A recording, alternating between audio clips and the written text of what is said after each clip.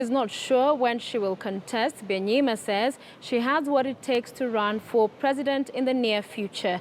The former Mbarara municipality MP made the remarks on the sidelines of the 21st anniversary of Forum for Women in Democracy in Kampala.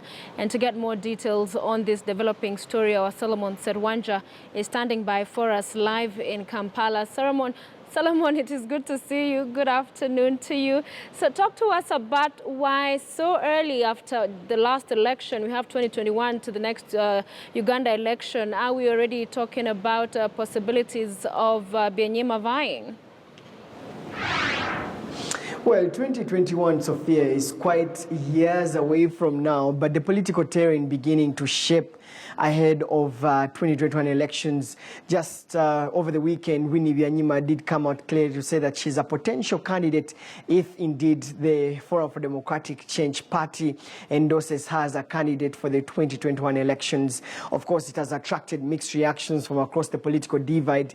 Many people actually saying that they would back her up for presidency, including celebrated politicians here, lawyers, judges, among other people who have spoken out that she has the potential to lead the country. However, it's of course years away from now, because even if she's to come, she'll have to go through the Forum for Democratic Change Party primaries, after which she can then be the flag bearer for Forum for Democratic Change. But being the person she is the wife of one of the main opposition leader here in Uganda, Dr. Kizza Besigye.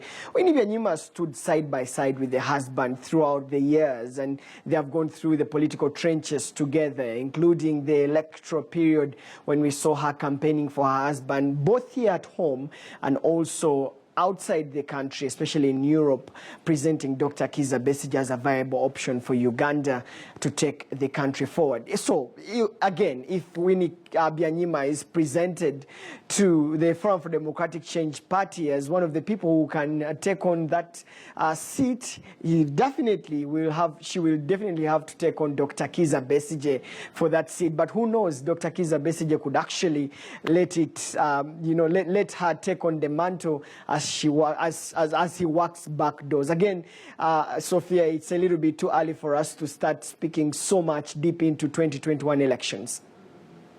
And one more on this candidacy. Wouldn't she face the same fate as that of her husband, Kizza Besigye, who has tried several times to be Uganda's president?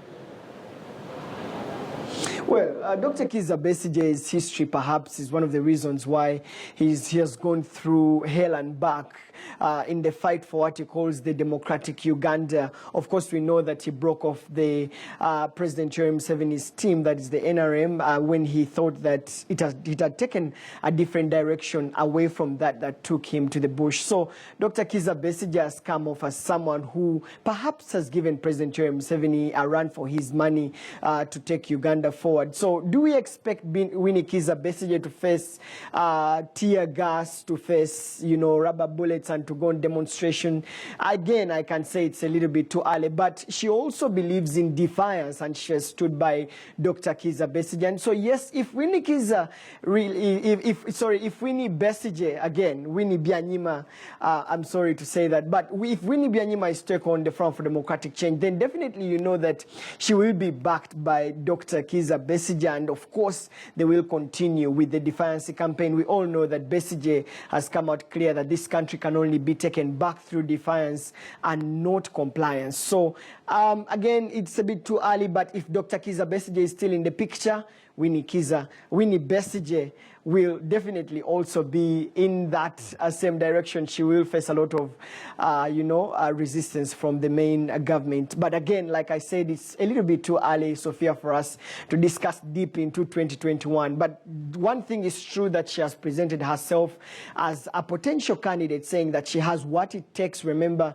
Sophia, that Winnie Byanyima is the current executive director. Palich, of course, her career as a mechanical engineer has also left her standing out among one of the strong women this country can look at. All right, Solomon, let's move away from the politics in Uganda and talk to us. I understand there is an update in as far as Kasese is concerned. We saw dozens killed just recently, and I understand the king was in court today. Has he been released? Yes, the latest on the story about Mumbere, who is the Rwenzururu king. This morning, he appeared before the Jinja Magistrates Court, where, of course, he was charged with extra 11 counts, including murder, aggravated murder, robbery, terrorism, among others, after which he was then remanded to Luzira prison until the 28th of December 2016, which basically means that the king will spend his Christmas season behind bars, the first of his kind to be in prison in the recent history of Uganda. A king, of course, inside bars. This as the discussions around Kasese continue. Again, also we have also had, and we've not yet confirmed that the father of Joy Doreen Bira was also detained by police. Again, that's just information that we are still trying to verify, but unconfirmed reports do indicate that the father of Joy Doreen Bira was also arrested when he turned up at court. Again, it's a developing story, Sophia, but one thing is true, that King Wesley Charles Mumbere will be behind bars for the festive season until the 28th, when he returns to court for the magistrate to hear the case. So that's one of the stories that is making headlines here in Uganda, Sophia.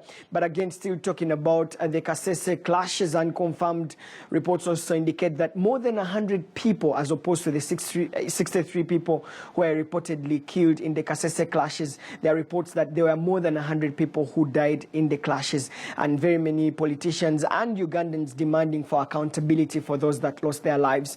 Just yesterday, key opposition, the leader of opposition here in Uganda, Winnie Byanyima, met with the registrar of the ICC to see how they can take forward the discussion around taking President Yoweri Museveni and senior military officers who were involved in the Kasese clashes to the ICC. Of course, the registrar did inform them that they should take the issue to the UN Security Council, that can indeed also later on take it on and maybe forward it to the International Criminal Court. So the Kasese clashes continue to be a story that we are following for you, Sophia. Indeed. Thank you so much, Solomon.